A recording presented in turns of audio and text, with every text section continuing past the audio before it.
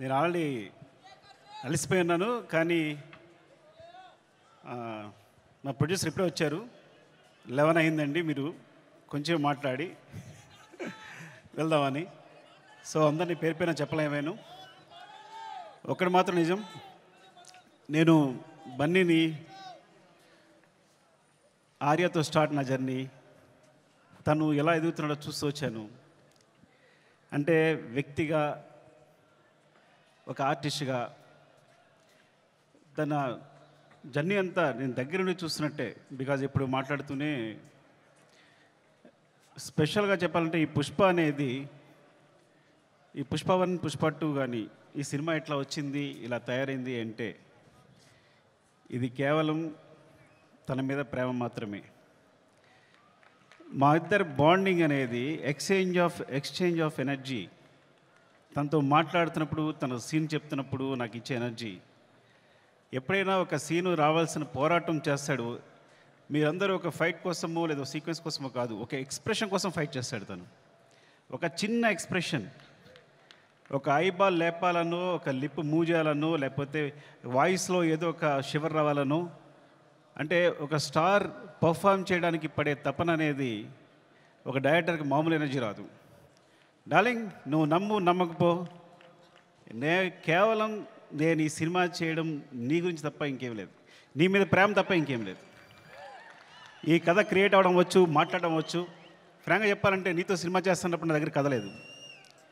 నీకు వచ్చినప్పుడు ఊరికే జస్ట్ ఒక సీన్ 2 సీన్లు చెప్పాను, ఇట్లా ఉండొచ్చు క్యారెక్టర్ అంతే. కానీ నా దగ్గర కథ లేదు ఆ టైంకి. సో నువ్వు నమ్మి నా తర్వాత నువ్వు నాకు ఇచ్చిన ప్రతి క్షణం నాతో మాట్లాడుతూ ఎనర్జీ కానీ, మన ఇద్దరిని కూర్చున్నప్పుడు నేను ఒక సీన్ చెప్పినప్పుడు నువ్వు ఇచ్చే తపన కానీ, సీన్ గురించి పడే తపన కానీ, ఈ వ్యక్తి కోసం ఏదైనా చేసేయచ్చురా. బికాజ్ సినిమానే మా ప్రపంచం. ఆ సినిమాలో ఈ సినిమాని ఒక స్థాయి తీసుకెళ్ళడానికి వ్యక్తి ప్రయత్నిస్తున్నాడు అంటే ప్రతి ఒక్కరికి ఒక ఎనర్జీ వస్తుంది. సెట్లో మొత్తం అందరికీ శ్రీవల్లి చెప్పినట్టు, శ్రీలీల చెప్పినట్టు, లేకపోతే అందరూ నా టెక్నీషియన్స్ చెప్పినట్టు, నా అసిస్టెంట్ చెప్పినట్టు ప్రతి ఒక్కరికి కూడా ఏదైనా, ఇప్పుడు ఫర్ ఎగ్జాంపుల్ అంటే ఒక ప్లాట్ఫామ్ క్రియేట్ చేస్తాడు తను ఈ హైలో. అది మైత్రి మూవీ కేసు అయినా మేమందరైనా సరే ఈ ప్లాట్ఫామ్లో మమ్మల్ని కూర్చోబెడతాడు. ఆ హైట్లోనే మా అందరం చేయాల్సి వస్తుంది. ఈ హైట్లోనే అందరం, నేను కూడా అక్కడికి ఎక్కి వర్క్ చేయాలి. ఏ ఆర్టిస్ట్ అయినా, ప్రొడ్యూసర్స్ అయినా, టెక్నీషియన్స్ అయినా ఆ హైట్లోకి వెళ్ళి వర్క్ చేయాలి మేమందరం. సో తను ఒక ప్లాట్ఫామ్ అంత హైలో క్రియేట్ చేస్తాడు. కాబట్టి మీరు చూసారు కదా టీజర్లో ఉంటుంది, తను ఎక్కడ నిలబడతాడు చూసారా, అక్కడ మనందరినీ తీసుకెళ్తాడు. అక్కడ తీసుకెళ్ళి అందరినీ కూర్చోబెడతాడు, అక్కడ వర్క్ చేస్తాడు. అలా వర్క్ చేయడం వల్ల వచ్చిన మూవీస్నే Pushpa 1 Pushpa 2. Love you darling is pure my love towards you. ఇది కథ కాదు, సినిమా కాదు, రాయడం కాదు, ఇది నీ పట్ల ప్రేమ తప్ప ఇంకేమీ లేదు. Love you so much darling, love you. ఇంకాసేపు ఉంటే and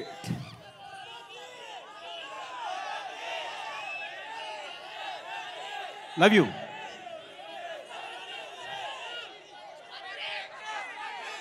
Pushpa 3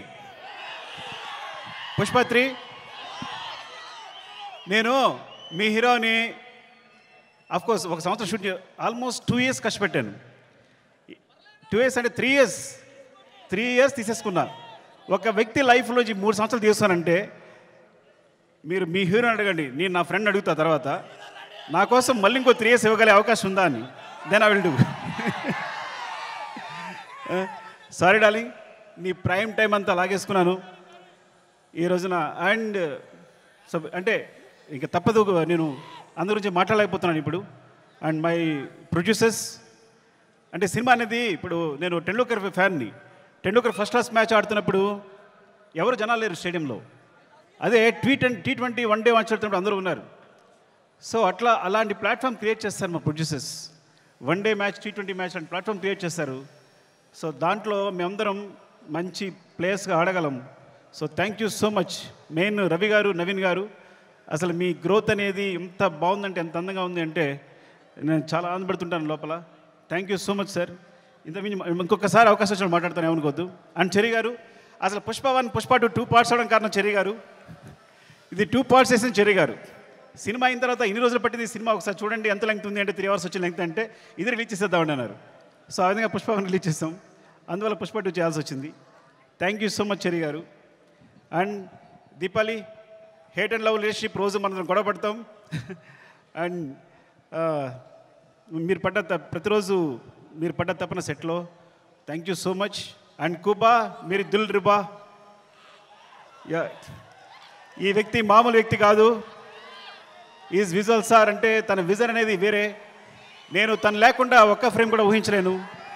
thank you so much Kuba. And Srivalli గురించి మాట్లాడాలి కంపల్సరీ.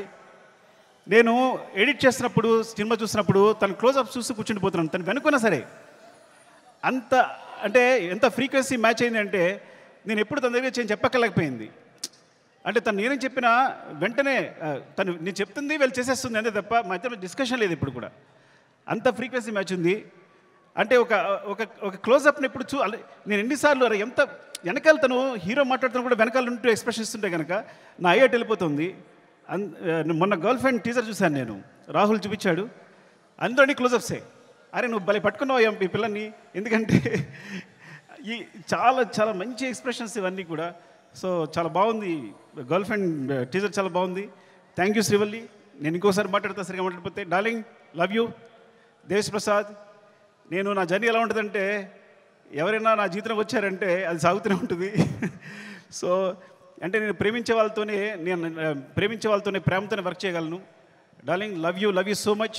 నువ్వు క్లైమాక్స్ ఇచ్చిన బ్యాక్గ్రౌండ్ స్కోర్ ఈజ్ ఆసమ్. నిజంగా సినిమాని ఎక్కడికో తీసుకెళ్ళావు. Thank you so much darling. And Sreeleela, thank you Sreeleela. And అమ్మాయి అమేజింగ్ మూవ్స్. అండ్ నువ్వు ముద్దుగా తెలుగు మాట్లాడుతున్నావు. నువ్వు మెసేజ్ పెడితే అన్ని తెలుగులోనే ఉంటున్నాయి. ఈ కాలంలో ఒక అమ్మాయి తెలుగు మాట్లాడుతుంది ఇంత అందంగా అంటే, అండ్ గాడ్ బ్లెస్ యూ. నువ్వు చాలా మంచి ఫ్యూచర్ ఉంది. Thank you so much. Drakshayini, కోపంగా ఉందా నీకు? ఏం లేదు కదా. ద్రాక్షాయిని చెప్తారు. Thank you so much for being part of this movie. ఇంకా అందరూ సునీల్ గారు అందరికీ చెప్పాలి. అండ్ రామా, మౌనిక, నిన్ను తగలగా నాకేం వేస్తావో తెలియదు, చివరికి మాత్రం అద్భుతం చేస్తావు. ముందు మాత్రం ఏం చెప్పాడు, సరిగా చెప్పాడు అంటాడు. చివరికి సెట్ కంప్లీట్ అయ్యేసరికి మాత్రం మనం షాక్ అయిపోయి చూస్తూ ఉండాలి. అలా జరిగినప్పుడు నేను ముద్దు పెట్టుకుంటూ ఉంటాను తనని. అండ్ ఈ నవీన్, ఎడిటర్ నవీన్, అంటే లాస్ట్ మూమెంట్లో ఇవన్నీ కంటిన్యూస్గా చూస్తూ వీళ్ళందరూ గురించి మాట్లాడాలి. రాజకిషన్ గారు, రసూల్, ఇప్పుడు అందరూ చేసిన వాళ్ళు, అండ్ మా టెక్నీషియన్స్ ముఖ్యంగా. And Kamal sir,